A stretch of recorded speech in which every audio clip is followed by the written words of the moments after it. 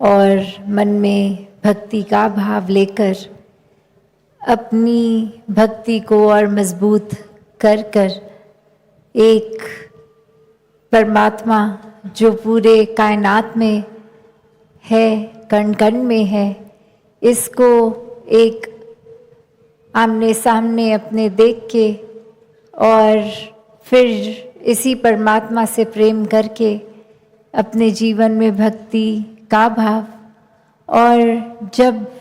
जब ये एहसास बना रहता है इस परमात्मा का हर समय साथ होने का, तब ये आत्ममंथन, ये जर्नी विद इन बहुत ही सरल हो जाती है। क्योंकि हर पल में हम ये जानते हैं कि ये पल में हमने अपना सबसे अच्छा कैसे देना है, हर पल को पूरे पोटेंशियल से कैसे जीना है। एक संतमति लेके एक भक्त जीवन में जो करता है वैसा पल पल जीवन जी के जीवन को सफल करना है। तो ये आत्ममंथन का भाव भी कि कैसे एक भक्ति जो विषय है ये अपने लिए है, अपने अंदर झांकना है। सामने वाले को सुधारने का भाव आत्ममंथन नहीं है कि मैं अपने अंदर ये महसूस करके सोचकर कि क्या क्या और लोग ठीक करें, नहीं, ये अपनी ही ऊपर काम करना, अपने आप को सजाना और कैसे है, सिर्फ शरीर को नहीं, ये मन को किस तरह साफ रखना है, एक सुंदर बनाना है, और कैसे फिर इंसानियत का रास्ता लेके बहुत ही सहज रूप में ये जीवन जीना है। कैसे संसार तो एक दूसरे की ही कमियां निकालने में हर समय लगा रहता है। जैसे कुछ समय पहले ऐसे भी एक कहानी आई जहाँ कुछ छोटे बच्चे आपस में एक गेम खेल रहे थे, और वो गेम में यही था कि ये आँख को 2 मिनट के लिए बंद करना है सभी बच्चों ने, और कैसे वो 2 मिनट के अंदर अंदर अभी शुरू होते ही पहले एक बच्चे की आवाज़ आती है कि ये सामने वाला बच्चा तो अपनी एक आँख खोल रहा है, और फिर एक और बच्चा कह रहा है नहीं, मैं तो पहले से देख रहा था, उस बच्चे से पहले तो आपने अपनी आँख खोल ली थी। तो ऐसे करते करते एक दूसरे के लिए ये हर कोई कहने लग गया, और वो अब 2 मिनट जैसे ही ख़त्म हुए तो जो आखिरी बच्चा था वो अपनी आँख खोलकर फिर ये कहता है कि चलो सबने खोल ली तो अब इसलिए मैंने भी खोल ली। तो पर 2 मिनट जब ख़त्म हुए तो सभी की आँख खुली हुई थी। तो बात यही कि जो गेम का रूल था वो तो था कि 2 मिनट तक बस आंखें बंद रखनी है अपनी, और इधर उधर नहीं, बस अपनी ऊपर काम करना है, अपने ऊपर बस ये एक रूल है, इसको फॉलो करना है। और वो 2 मिनट भी नहीं, एक दूसरे की कमियां, एक गलती किसने करी, कब करी, इसने पहले उसने बाद में, ये जज बन के खुद ही वो गलती भी कर रहे हैं। ऐसा ही कुछ संसार का भी रूप हो गया है कि हम हर किसी की बस एक कमी निकालने में तुले हैं। कैसे एक अक्सर सही जाते हुए भी बस दूसरे की कमी निकालने के चक्कर में खुद भी गलती कर बैठते हैं। और भक्तों ने तो कभी ऐसी शिक्षा दी ही नहीं, हमेशा कहा है कि खुद को ही एक गलतियां इतनी अनेक हैं हम में, अगर तो एक एक करके खुद को सही करें, और सामने वाला क्या कर रहा है उसकी परवाह ना करें। कोई कुछ अगर भाव में कठोर वचन बोल भी गया, कोई बात किसी ने ऐसी कह दी जो हमें अच्छी नहीं लगी, तो उसको भी कैसे आगे समझाना, उसको भी एक बहुत ही विनम्रता को अपनाते हुए, क्योंकि भक्त का दिल तो इतना ही एक कोमल रहता है कि हर किसी का दर्द महसूस करता है। ऐसे ही संतों ने युगों युगों से यही बात समझी कि ये जो ज्ञान उजियारा जीवन में आ गया है, ये परमात्मा के दर्शन जो हो गए हैं, ऐसा जीवन हर एक को मिले। और जो अभी तक इस रोशनी से रूबरू नहीं है, उनके भी जीवन में ये आए। कभी भी किसी संत ने इसलिए नहीं परमात्मा को पहचानने की बात करी कि ऐसे घमंड की तरह खुद को दिखाएं कि मैं तो कितना ऊंचा हूँ, मेरे जीवन में तो परमात्मा है, पर तुम्हारे नहीं, इसलिए तुम प्राप्त कर लो परमात्मा को। नहीं, कारण ये नहीं, कारण तो करुणा दया हर एक के लिए संतों के दिल में इतनी विनम्रता से ये दिल को बिछा के हर एक की पीड़ा एक समझ रहे हैं कि कैसे हमारे जीवन में भी परमात्मा आए तो और भी कोई पीड़ित ना रहे। ऐसे भावों से ही हर किसी को परमात्मा के दर्शन कराने का लक्ष्य लेके ये संत हमेशा से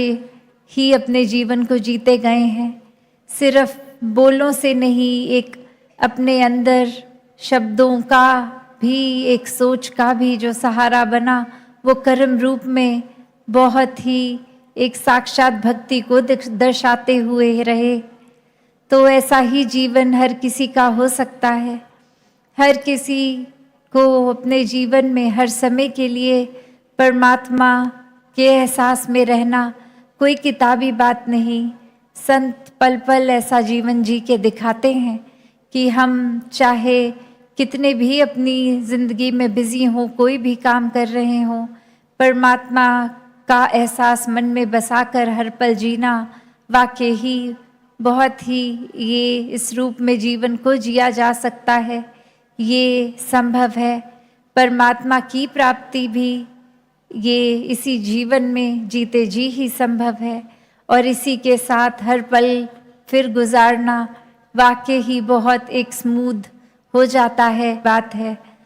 तो जहाँ हर कोई आज भी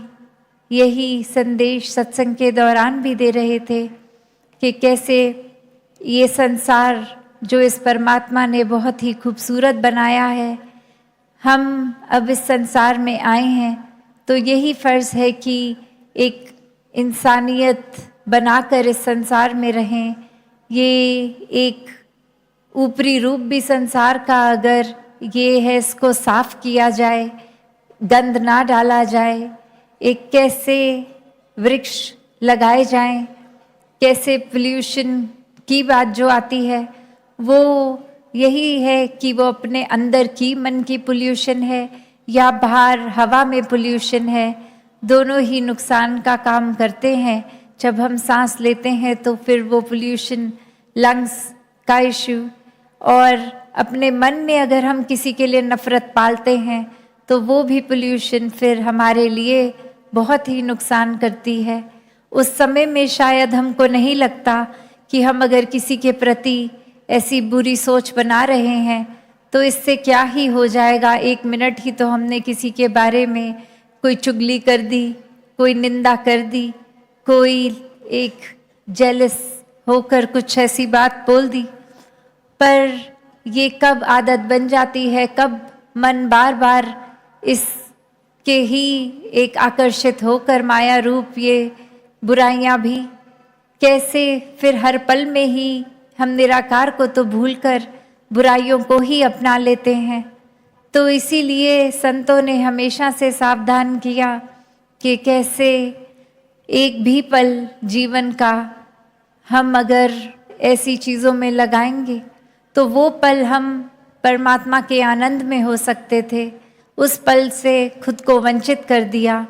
और ऐसी चीज़ का सहारा लिया जो अपने लिए भी नुकसानदायी है, औरों के लिए भी है। तो यही बात बार बार संत समझा रहे हैं कि कुछ भी भाव मन में आए तो वो भी साफ कर लें, छटाई कर लें आत्ममंथन से कि अब कैसे भाव मन में टिकने चाहिए।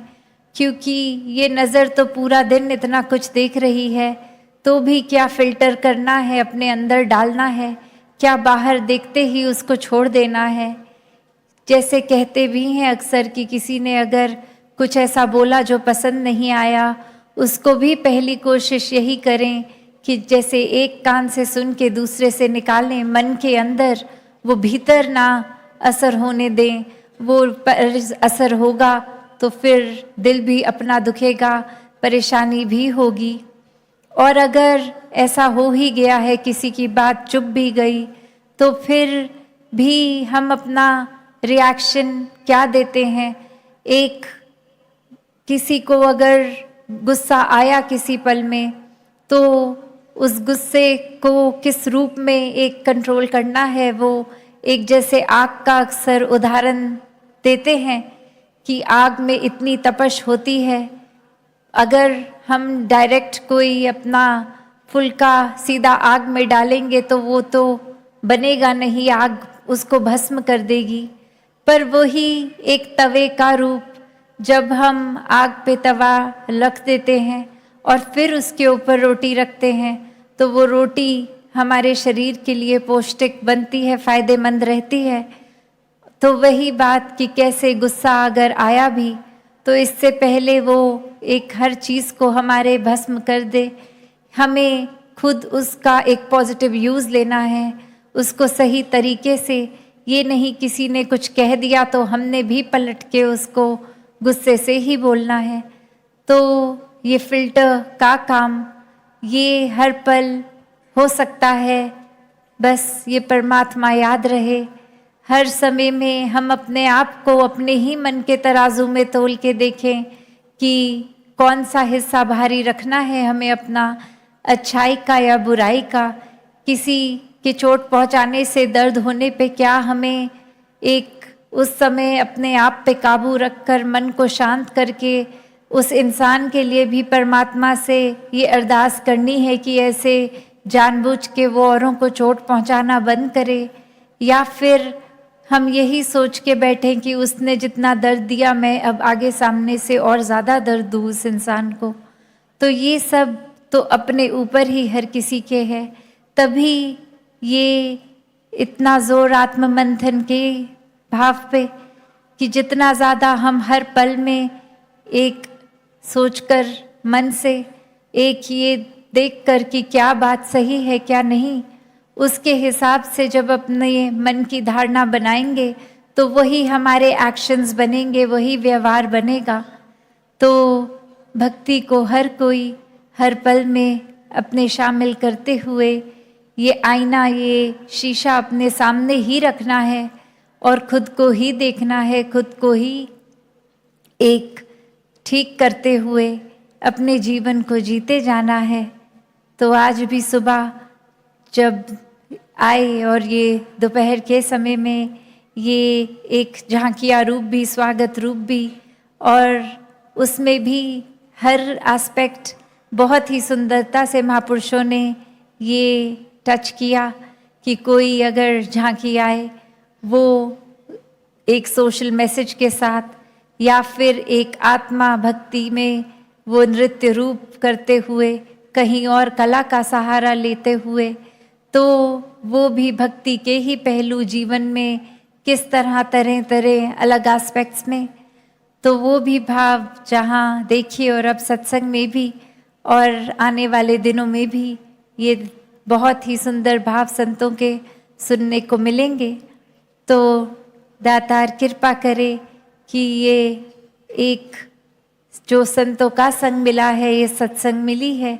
इसको कभी भी हल्के में ना लें कि हाँ हर हफ्ते अगर हम अपने भवनों पे भी होते हैं, घरों में होते हैं, तो भी ऐसी सोच ना आए कि चलो आज तो थक गए हैं, आज सत्संग छोड़ देते हैं, फिर 2-4 दिनों बाद सत्संग तो होनी ही है या हर सुबह होनी ही है, कभी और चले जाएंगे। तो ये हमें भी पता नहीं लगने देगी ये दुनिया की माया कि आज थकावट बहाना बना लिया तो कल ट्रैफिक को बना लेंगे, परसों कुछ और धीरे धीरे खुद को ही सत्संग से भी दूर कर लेंगे। तो बात वही कि जिनको तो वाकई ही एक लगन है, प्रेम है इस परमात्मा से, वो अपने टाइम को इतनी बखूबी मैनेज भी कर लेते हैं कि सेवा, सुमिरन, सत्संग, हर चीज़ के लिए ये दिल से समय निकलता है। सिर्फ समय निकलता ही नहीं, ये मन भागता है फिर सत्संग की ओर। ये पल पल में एक सुमिरन करने के बहाने ढूंढता है मन। तो वो ऐसा ही जीवन हर कोई जिए जहाँ निराकार ही प्रायोरिटी हो और सभी संतों की सिखलाई को अपना के सेवा, सुमिरन, सत्संग करते हुए जीवन को भक्ति भरा बना ले। सात संगत जी, धन निरंकार जी।